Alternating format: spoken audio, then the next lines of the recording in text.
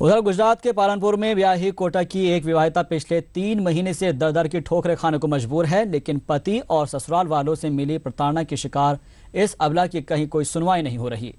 स्थानीय महिला पुलिस थाने में अक्टूबर माह में ही मुकदमा दर्ज होने के बाद अब तक पूरे मामले में कोई प्रगति नजर नहीं आ रही है, जबकि मामला इतना संगीन है कि पहले तो वर पक्ष ने झूठी शान शौकत दिखाकर शादी रचाई और बाद में अलग अलग किस्तों में दहेज के रूप में 55 लाख रुपए की वसूली भी की, जिसमें बाकायदा पीड़ित पक्ष के पास बैंक रिकॉर्ड तक मौजूद है। आइए रूबरू कराते हैं आपको इस पूरे माजरे से। लड़की ने मुझे फोन किया कि पापा ने मुझे क्या देखा मेरी शादी की।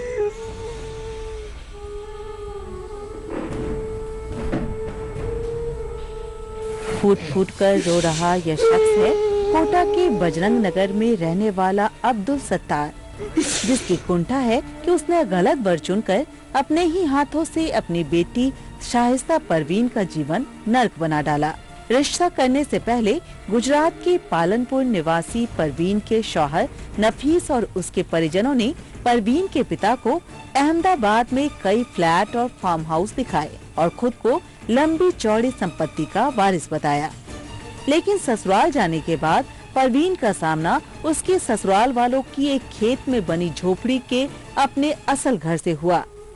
परवीन ने फिर भी नियति मानकर सब कुछ स्वीकार कर लिया, लेकिन उसके ससुराल वाले उसकी उम्मीदों से कहीं ज्यादा लोभी और जालिम निकले। गाड़ी देने के बावजूद भी वो लोग मुझे आए दिन ये कहते तेरे बाप ने पतड़ा दे दिया लोहे की, एक दिया क्या बस एक लोहे की पतड़ी पकड़ा दी, हमें मारपीट करना। आए दिन मेरे को बहुत बुरी तरह मारते थे ये लोग सबके से मिलके। पापा ने कम से कम 50-55 लाख रुपए मेरे हस्बैंड को दे रखे, उसके बावजूद भी मेरे हस्बैंड ने कभी सुधरने की कोशिश नहीं की और एंड टाइम पे आके मुझे वहाँ से मेरी जान बचा के मेरे को वहाँ से भागना पड़ा। ये लोग मुझे मारने की कोशिश कर रहे थे। बैठ के यहाँ आ गई तो बिल्कुल सूख के कांटा और हो रही थी।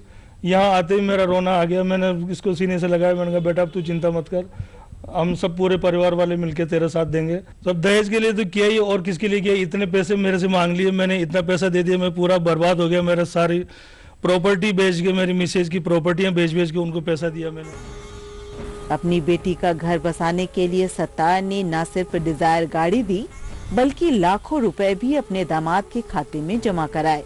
यहाँ तक कि नफीस के साथ पहले से लिव इन रिलेशनशिप में रह रही एक लड़की को भी कबूल करने की कोशिश की। परवीन का आरोप है कि इस दौरान पेट में बच्ची होने पर उसका गर्भ गिराने की कोशिशें भी हुई। ससुराल वालों द्वारा उसे मार डालने की धमकियों से वो बुरी तरह डर गई। जैसे तैसे अपने घर पहुंची और कोटा के महिला पुलिस थाने में मुकदमा दर्ज कराया, लेकिन हालात की मारी परवीन को कोटा की पुलिस ने भी निराश किया। और मुकदमा दर्ज होने के 3 महीने बाद भी पुलिस क्या कर रही है, आप खुद ही सुनिए। गिरफ्तारी के लिए है, उसमें पहले इन्वेस्टिगेशन के लिए अहमदाबाद जाना था, तो पिछले पहले चुनाव आ गए थे, फिर और व्यवस्था कानून व्यवस्था ड्यूटी में व्यस्त था। एसएचओ को परमिशन अभी ले ली है वहाँ पे इन्वेस्टिगेशन के जाने के लिए। 1-2 दिन में एसएचओ इन्वेस्टिगेशन के लिए जाएगा और उसके बाद में जो भी दोषी होगा उसके खिलाफ कानूनी कार्रवाई की जाएगी। समय के थपेड़े खाती परवीन गुजरात के अपने ससुराल से जब कोटा आई तो उसके पेट में बच्चा था। परवीन के इस दुखी संसार में नन्ही किलकारी गूंजी और उसने एक बेटी को जन्म दिया। घर वालों के मुताबिक परवीन ने इस दौरान 2 बार आत्महत्या करने की भी कोशिश की।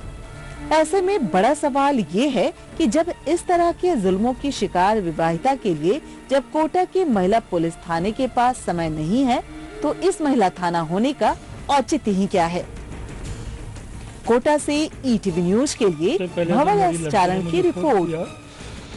पापा ने मुझे क्या देखा मेरी शादी की।